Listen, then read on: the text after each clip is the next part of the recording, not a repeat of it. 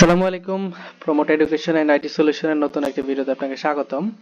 আজকে আমরা দেখব কিভাবে আমাদের সফটওয়্যারে লগইন করতে হয়।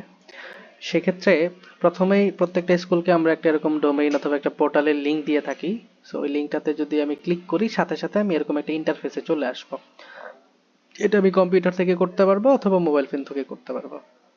ক্লিক করার সাথে সাথে যখন এরকম একটা ইন্টারফেস আসবে, উপরে ডান পাশে আমি দেখতে পারবো লগইন নামে একটা অপশন থাকবে। এখানে ক্লিক করার সাথে সাথে আমার এরকম একটা পেজ চলে আসবে।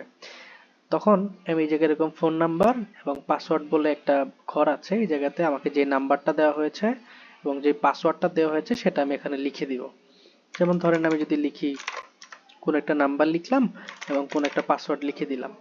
সাইন ইন করার সাথে সাথে যে এখানে বলতেছে লগ ইন ফেইল্ড, কারণ এই নাম্বারে কোনো ভ্যালিড নাম্বারটা না এটা।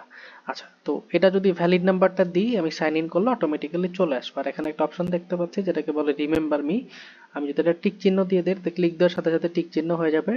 সেক্ষেত্রে মোটামুটি বেশ কিছুদিন এই মোবাইলে অথবা এই কম্পিউটারে আমাকে আর লগ ইন করা লাগবে না।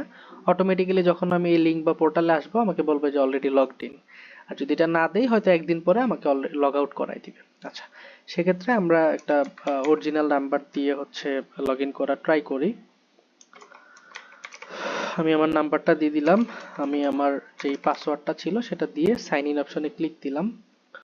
আচ্ছা, আমার নাম্বারটা ভুল হয়েছে। আমি নাম্বারটা হচ্ছে এটা। আমি সাইন ইন অপশনে ক্লিক করার সাথে সাথে আমি দেখতে পাচ্ছি লগ ইন সাকসেস এবং সুন্দর একটা ইন্টারফেসে চলে আসছি। এটাই হচ্ছে মূলত আমাদের সফটওয়্যার, যেখান থেকে আমি আমাদের অ্যাটেন্ডেন্স রিপোর্ট এবং সবকিছু ম্যানেজ করতে পারবো। পাশাপাশি আমি যে ওয়েবসাইটটা দেখতে পাচ্ছি, এই ওয়েবসাইটে যতগুলা কন্টেন্ট আছে সবকিছু ম্যানেজ আমি একটা জায়গা থেকে করতে পারবো। আমি আমার অ্যাটেন্ডেন্স ডিভাইস, আমার মেশিন, স্টুডেন্ট, আইডি কার্ড সবকিছু আমি এই পোর্টাল থেকে ম্যানেজ করতে পারবো, এই সফটওয়্যার থেকে ম্যানেজ করতে পারবো।